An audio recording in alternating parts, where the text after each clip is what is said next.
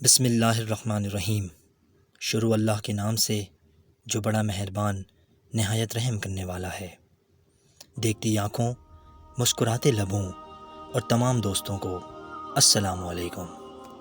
حضور صلی اللہ علیہ وآلہ وسلم مسجد نبوی میں تشریف فرما تھے۔ حضور نے فرمایا، میرے صحابہ، کوئی تم میں سے ہے جو میرے دشمن کو قتل کر ڈالے؟ دشمن کون ہے؟ دشمن کا نام ابو رافع ہے۔ یہ ابو رافع چوکوں میں، چوراہوں پہ، گلیوں میں، بستیوں میں، گویا ہر جگہ نعوذ باللہ نبی صلی اللہ علیہ وآلہ وسلم کو گالیاں دیتا ہے۔ جب حضور کو پتہ چلا تو حضور نے فرمایا، اے صحابیوں، کوئی تم میں سے ایسا بھی ہے جو ابو رافع کو قتل کر کے جنت حاصل کرے؟ صحابہ موجود تھے۔ ہر صحابی کے دل میں یہ خواہش تھی کہ اس کو قتل کریں گے۔ اسی مسجد کے کونے میں ایک صحابی بیٹھے ہوئے تھے جن کا نام عبداللہ بن ابی عتیق تھا، جو کہ آنکھوں سے نابینا تھے۔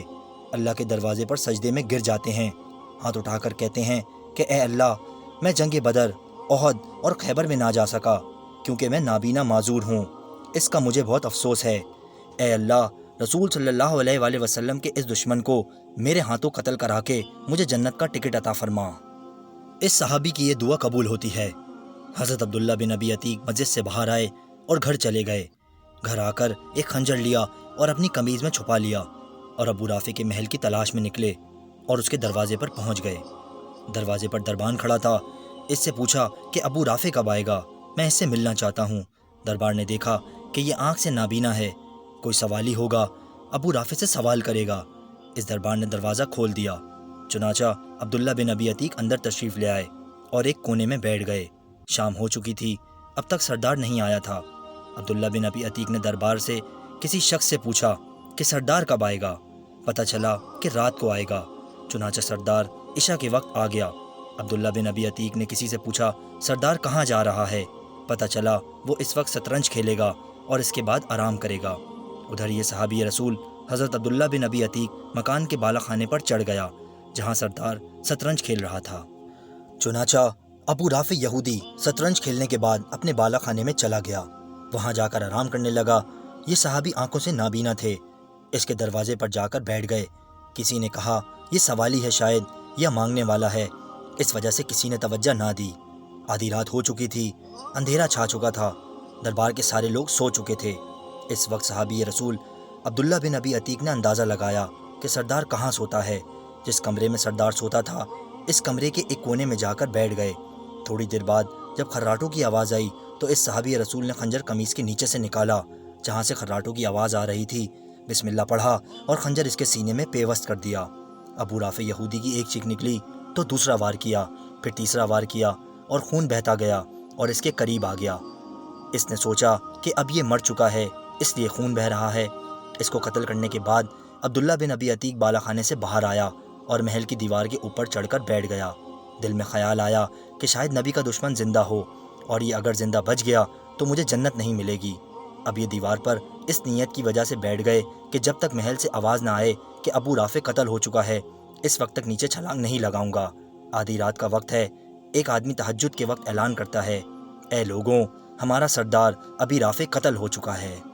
جب عبداللہ بن ابی عتیق نے یہ خبر سنی تو اس وقت چھلانگ لگا دی جس وجہ سے ان کا پاؤں ٹوٹ گیا، لیکن ٹوٹی ہوئی ٹانگ کے ساتھ یہ صحابی رسول مدینہ کی طرف چلے۔ آہستہ آہستہ مدینے میں پہنچ گئے۔ فجر کی اذان کے قریب مسجد نبوی میں پہنچ گئے اور وضو وغیرہ کر کے اسی جگہ بیٹھ گئے جس جگہ گزشتہ کل اللہ سے دعا مانگی تھی، اور اللہ کا شکر ادا کیا اور 2 نفل شکرانے کے ادا کیے کہ اللہ نے نبی کے دشمن کو میرے ہاتھوں سے قتل کرایا۔ صحابی رسول نے نماز با جماعت پڑھی۔ رسول صلی اللہ علیہ وآلہ وسلم مصلی پر بیٹھے ہیں۔ پیغمبر کو کسی نے بتایا کہ ابو رافع یہودی کو قتل کر دیا گیا ہے۔ تھوڑی دیر گزری تھی کہ آسمانوں سے جبریل امین پیغمبر پر وحی لے کر آئے اور فرمایا، اے اللہ کے نبی، آج رات آپ کا دشمن قتل کر دیا گیا ہے۔ حضور نے پوچھا کس نے قتل کیا؟ بتایا گیا کہ وہ کونے میں جو نابینا صحابی عبداللہ بن ابی عتیق بیٹھے ہیں، اس نے دشمن کو قتل کر کے جنت حاصل کر لی۔ حضور نے لوگوں کو مخاطب ہو کر فرمایا، اے لوگوں، عبداللہ بن ابی عتیق پر جنت واجب ہو چکی ہے۔ حضور نے عبداللہ بن ابی عتیق کو بلایا۔ جب عبداللہ بن ابی عتیق آ گئے تو حضور نے پوچھا، اے عبداللہ، تو نے قتل کیا؟ فرمایا، اے اللہ کے نبی، میری دعا قبول ہوئی ہے اور میں نے ہی قتل کیا ہے۔ یا رسول اللہ، میری ٹانگ ٹوٹ گئی ہے۔ حضور نے فرمایا، ٹانگ قریب کرو۔ حضور نے اپنا لعاب نبوت عبداللہ بن ابی عتیق کی ٹانگ پر لگا دیا اور ٹانگ بالکل صحیح ہو گئی۔ عبداللہ بن ابی عتیق کہتے ہیں کہ جب میری ٹانگ پر نبی کا لعاب لگا تو ٹانگ ایسی ہو گئی جیسے کبھی ٹوٹی ہی نہ تھی۔ سبحان اللہ۔ حاصل، بے شک جو انسان نیکی کا کام اخلاص سے کرتا ہے تو اللہ کی مدد بھی اس کے ساتھ ہوتی ہے۔ ہمیں بھی چاہیے کہ ہم نبی کی ناموس پر آنچ نہ آنے دیں، جیسا کہ اس واقعے میں سبق ملتا ہے۔ اللہ تعالیٰ ہمیں بھی دین کی سمجھ عطا فرمائے، آمین یا رب العالمین۔ امید کرتا ہوں کہ آپ کو آج کی ویڈیو اچھی لگی ہوگی۔